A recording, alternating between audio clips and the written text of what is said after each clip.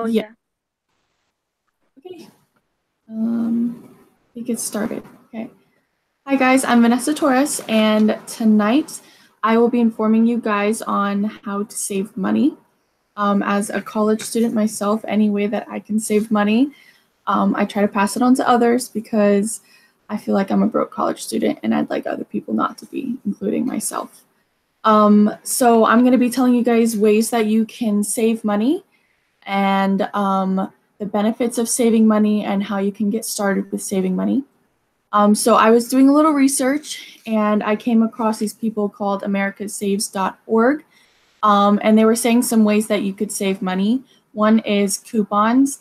And for me personally, I like to do that a lot, especially grocery shopping, because it is a lot of money to grocery shop and I gotta save as much money as I can. So they say you gotta optimize your savings by going when there's sales and combining them with coupons, which believe me does save you a lot of money. Another tip that they say is to gather your loose change, whether it's nickels, dimes, dollar bills that you get back whenever you do a cash transaction. I've done that myself, and within like 2 months, I think I had like $100, which I think for loose change is a lot. And then another tip that they have is this 24-hour rule, where you wait 24 hours before making any unnecessary or super expensive decision with purchasing something. That way you could think if you actually need it. And as an impulse buyer, as I tend to be, that's helped me realize I don't need as much stuff as I think I do when I'm shopping. Moving on from that, on top of those simple ways that you can save in everyday life, they have where the benefits of saving, and a lot of benefits of saving money is so that you can be financially independent. And what they mean by financially independent is where you don't have to feel like you're living check to check, where you can have the money to go on vacations or for emergencies, stuff like that. And then they also recommend that when you sit there and start having savings, it makes you be better prepared for emergencies like natural disasters that clearly we're still in the season of, as well as having, for medical emergencies, and if something happens to your car, it's good to have a background for that. And then another thing is for retirement. I know we're all pretty young, and people don't realize that it's good to start young with trying to save for retirement, because a lot of people don't like actually save for retirement, and then you're working until you're in your 70s. And for me, I'd like to retire by the time I'm 50. So for me, I'm trying to find any way I can save to work towards that as well. So on top of the benefits, ways that you can start your savings journey is I recommend starting a budget. This helps you realize where all your spending habits are, and then you could cut out the unnecessary spending habits, and you could see where your money goes, so you can put aside the money to your savings as well. And another one is to go to your bank, which a lot of them have a lot of savings plans that you can do. The current one that I'm on is like every time I swipe my debit card, $1 goes into my savings. Probably swipe it too much, but that's okay. Money goes in my savings. And then it's also scheduled $25 once a month automatically into my savings. A lot of people can do it where it's part of your check either way. But I'd recommend going to a bank to get that set up, and they can help you have plans to make you save money really fast. Especially when it comes to paying off your student loans, which not everyone has, but I will. So as a fellow college student, I hope that all of you guys can maybe take some of these money saving tips, so that'll make it easier for you to save money for the future endeavors. And like I said, ways to save money is couponing and, oh my gosh, I forgot. Is couponing. I'm sorry, guys. So is couponing is a big one. You can also benefit of saving is to always have emergency funds. And then, of course, you can get started by going to your local bank.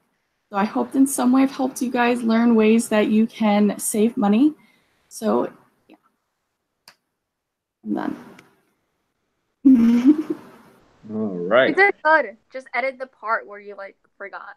How do you edit it?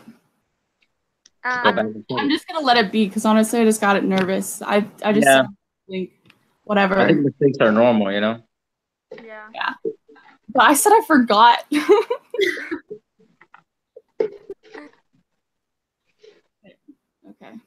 Okay. All right, whoever's going next, I'm going to mute myself now. Okay. Who's going next? I thought it was the ladies first thing. Okay, fine. I'll go next.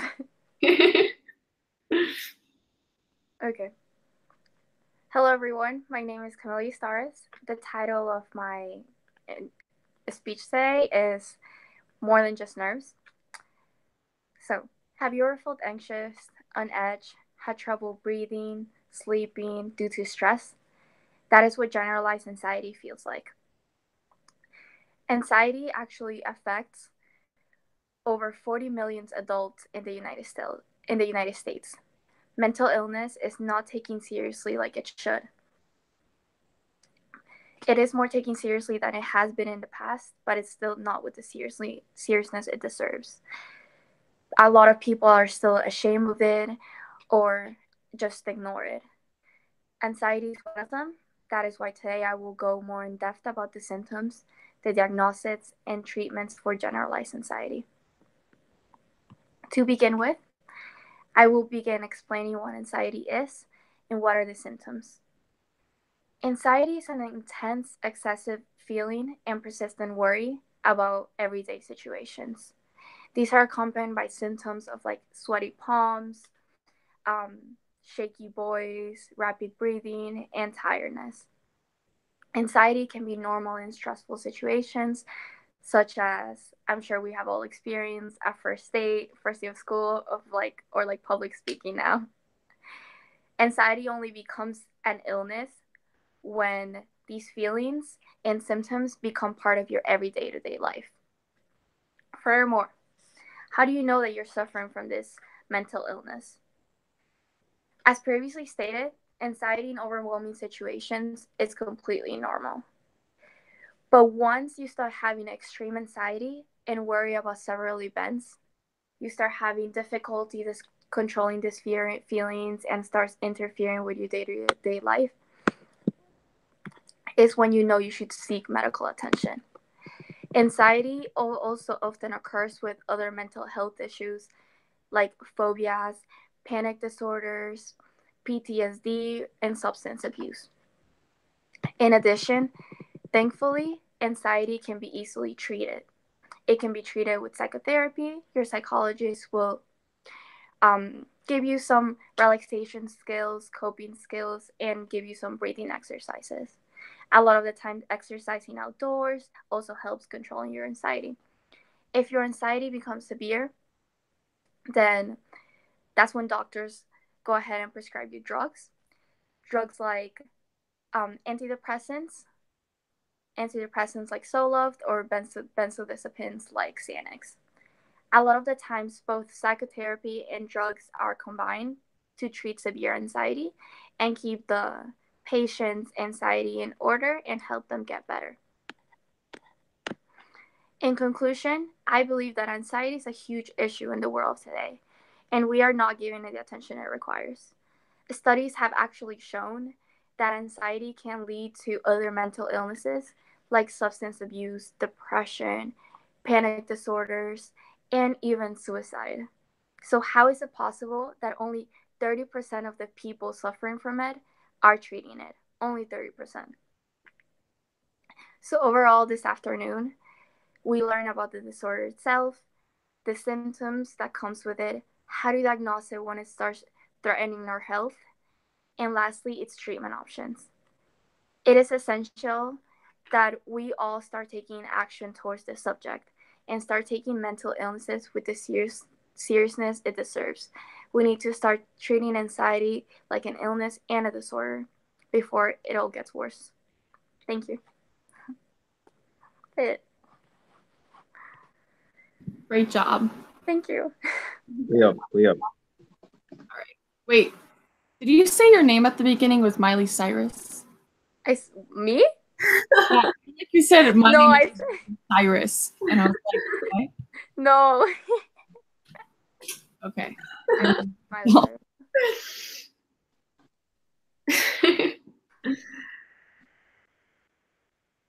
So You're up, Kayla. me? Okay. Okay, I'm ready. Oh. Okay. Hi, my name is Kaylin. Today I'm going to be talking about Planned Parenthood. Okay.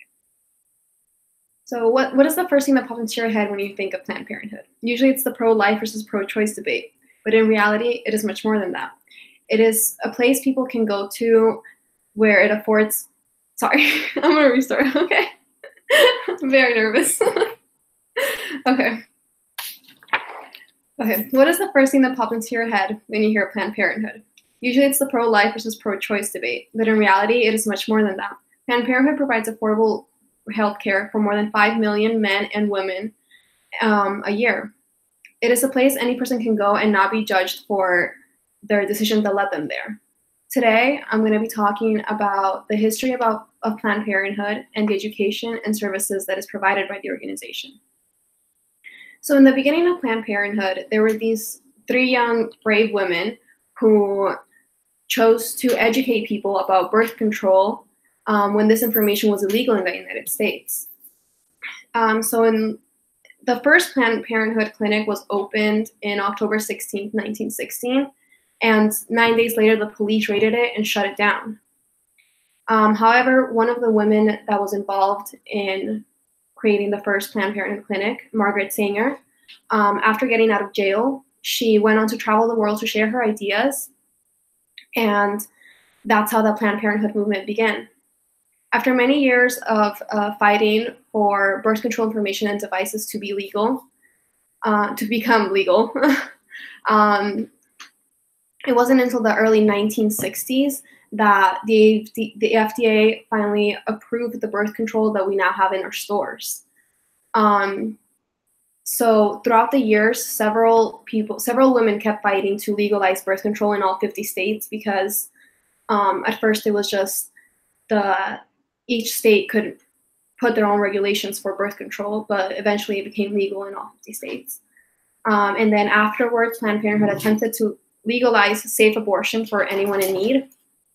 However, during the 1970s, this led to the peak in tension, and many extremists in the pro-life side had not only staged campaigns to intimidate patients into going to get their abortions, but had also committed violent acts, which include murdering abortion providers, as well as bombings and arson to health centers.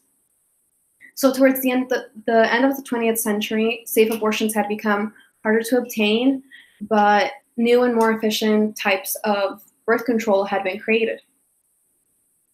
Planned Parenthood is essential in educating Americans about reproductive and sexual health. They provide sex education that empowers people to make informed choices and lead healthy lives. Planned Parenthood provides young people with information about sexuality and relationships in order to help reduce the unintended pregnancies that we see so often nowadays, as well as the STDs, sexually transmitted diseases, that continue to rise. Planned Parenthood provides educational programs and outreach to 1.5 million young people and adults every year. So for many individuals around the world, it is very difficult to obtain this information because of poverty or a lack of services or politics in war. And Planned Parenthood basically tries to let these countries be informed. So Planned Parenthood right now works with Africa and Latin America in order to allow them to have access to healthcare and education. They are continuously growing health and education programs to improve communities around the world. Planned Parenthood health centers provide a wide range of safe, reliable health services, and majority is preventive care. So to stop pregnancies, they use contraceptions, reduce the spread of sexually transmitted infections, as well as they screen for types of cancers. Planned Parenthood primarily serves healthcare for both men and women, not just women as most people tend to believe. The majority of services offered at Planned Parenthood is actually not abortions. In fact, only 3% of the services provided are safe abortions. The other 97% are used to save millions of lives and to help men and women make responsible decisions about their health. Now, HIV tests, birth control, and breast exams are all crucial to have access to, and Planned Parenthood gives people everywhere a chance to seek out reliable and affordable health care.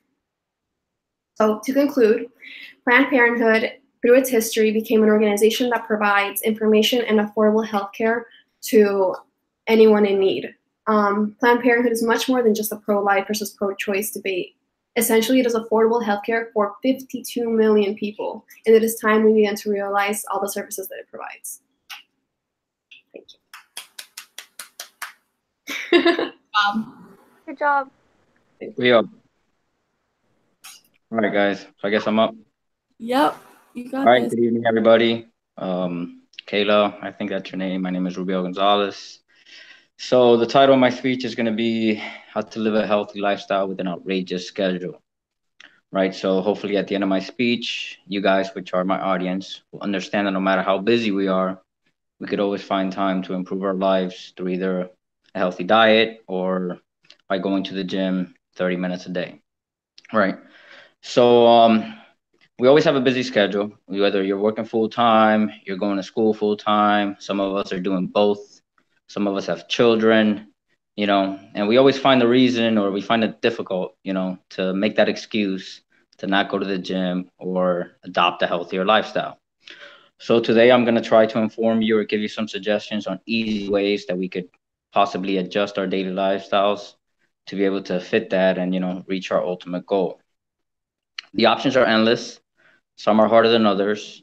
So we're just going to touch on a few that could be simple. It just takes a little effort on our behalf, right? So again, number one, making better choices, right? Obviously, there's advantages to that. We're going to see physically, mentally, and of course, again, we're going to meet into challenges. We're going to run into challenges, and our first, we're always going to want to quit, right? That's our first flight or flight. We're always going to turn around and run the other way, right? Because anything's difficult. Nobody wants to take the hard road. We all want to take the easy road, right? So making better choices. For example, number one, we can meal prep. It's very hard. After a long day at work, a long day in school, you want to get home. Again, the easy route, you pick some food up, you go home, you eat it, 10 minutes, you're chilling, you're watching a movie, you're relaxing, that's it, you're done, right? But if we plan out our meals and we plan out our snacks, we could, be avoiding all the carbs, all the cholesterol, all the bad stuff, and we could be taking good stuff into our body, right? So meal prepping, we usually, for example, I do it on a Sunday afternoon. I don't say that I religiously do it every week, but we try to be consistent with it. And we dedicate about 2 hours on a Sunday afternoon, and we make it a family activity. We meal prep and we prep our lunches for the week, and it's at least one meal during the week that we know that we're eating healthy, right? Now, eliminate fatter options. Again, for morning, what do you eat when you wake up for breakfast? As simple as that. Do you have a bagel? Do you have a donut? Do you stop by Dunkin' Donuts? For example, me, I wake up, I make myself a little green juice. I put some of the proteins and the greens in there, and it gets me by for an hour or two. But, breakfast, the most important meal of the day, what are you putting into your body, right? So we eliminate all the fatty options. Baked rather than fried. It's hard, it sucks. But, corn oil is not good for you. Vegetable oil is not good for you. And there's plenty of studies out there that prove that, right? Drinking more water, something as simple as drinking more water. Our body's made of I think it's like 75% water. Water has proven it. There's so many studies out there that show that if you wake up and the first thing that you do is drink an 8-ounce glass of water, like your day goes so much better. Your everything, all your systems work better, right? So, if you don't like water, you can, there are a lot of little additives that could add flavor to it, that can make it better, tastier or whatever the case may be. Speaking of water, guys, excuse me. All right. Be active, find an activity that you enjoy. It's hard, but for example, me, I like working out. I like martial arts. I like CrossFit. So I stick to it, The day that it bores me, I'll pick something else out as long as it's active, something that I enjoy doing. I don't feel like I'm working out, but it's something that I'm burning calories, mental wellness is a big thing, You have to be mentally fit, in order to be physically fit, right? And again, the advantages, healthier lifestyle, longevity, Do you want to be around for your grandkids? You know, do you want to be around for your kids? You know, as a firefighter paramedic, I run on these people, you know, every day, the unhealthy people. You know, and you'd be surprised and you notice a difference between a 90-year-old male who had a healthy lifestyle compared to a 65-year-old male that suffers from diabetes, hypertension, and CHF. And you can see it even in their skin and in their facial features. You know, they're wrinkler. They look like they're 100, but they're 60. The guy that is 90 looks like he's 60. You know, so it's actually crazy. You know, and again, possible weight loss and muscle gain. Who doesn't want to have a little more muscle, right? Who doesn't want to be fitter and slimmer, right? So those are just added benefits. Lower health risks, right? What are the number one killers in our country? High blood pressure, type 2 diabetes, cholesterol. You know, with that comes more expenses, right? More expensive health insurance, right? We all want to save a little money. We want to live to retirement. We want to see that day, right? We want to see the light at the end of the tunnel, right? That's what we work for. That's why we work hard during our 20s and our 30s, right? And again, another benefit is we save more money, all right? We cook more, we eat out less, we save more money. So we're paying ourselves again, right, Vanessa? So again, we might come into challenges, busy schedules, right? 2 jobs, full-time student, no time to cook, you know, limited diets, whatever the case may be, there's always time. We can always find time. We can always find 15 minutes in our day or just that simple thought, you know, to eat the right thing instead of the bad thing. And once you start eating right, you'll see that your body will ask you for those things. You know, you will no longer crave, you know, the ice cream or the chocolate. Or not, there's nothing wrong with that, you know, because I do have my, like, Sundays are my cheat days. I totally go ham on Sundays, but, you know. So conclusion, if we make better choices, the advantages will outweigh the challenges, and it will be something that we will be very proud of, and we will see the results. Great job. Good job. Everyone, you did a great job. Learned a lot this evening. Thank you guys. Yeah. For So letting I'll make sure I can post it in the chat, and then you can send the link to Kayla. I'm sorry. Oh, no, okay. Okay. All right, guys. Bye. Bye.